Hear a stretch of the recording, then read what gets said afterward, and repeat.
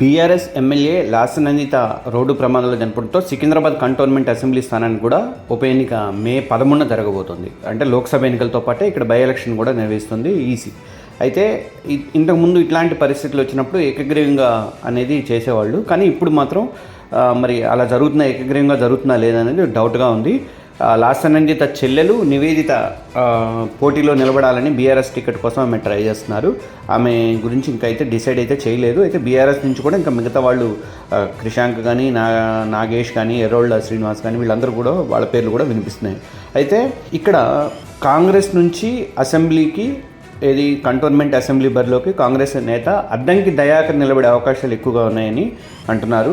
కంటోన్మెంట్లో అద్దంకిని దించాలని చెప్పేసి కాంగ్రెస్ ఇప్పటికే డిసైడ్ అయిందని చెప్పి రేవంత్ రెడ్డి కూడా డిసైడ్ చేశారని చెప్పేసి అంటున్నారు. గతంలో గద్దర్ కూతురు వెన్నెల పోటీ చేసి ఆమెకి 50% కంటే ఓట్లు తక్కువగా వచ్చాయి. లాస్ట్కి వచ్చిన ఓట్ల కంటే కూడా 50% తక్కువగా వచ్చినాయి. కాబట్టి ఆమెకి ఈసారి టికెట్ ఇచ్చే అవకాశం ఎట్టి పరిస్థితులు లేదని, అద్దంకి దయాకర్కి ఇచ్చే అవకాశాలే ఎక్కువగా ఉన్నాయంటున్నారు. ఎందుకంటే భువనగిరి అసెంబ్లీను తర్వాత భువనగిరి ఎంపీ సీట్లు కూడా అద్దంకి దయాకర్ ఆశించాడు. ఎమ్మెల్సీ సీట్ కూడా ఇస్తారనుకున్నారు, కానీ అన్నింటిలో కూడా నిరాశ ఎదురవుతుంది.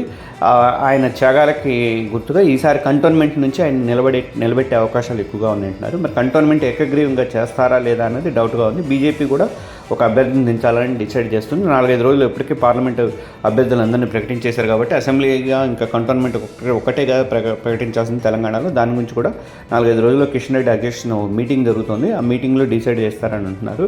అద్దంకి దయాకర్ మాత్రం ఈసారి కంటోన్మెంట్ అసెంబ్లీలో పోటీ చేయబోతున్నారని తెలుస్తుంది.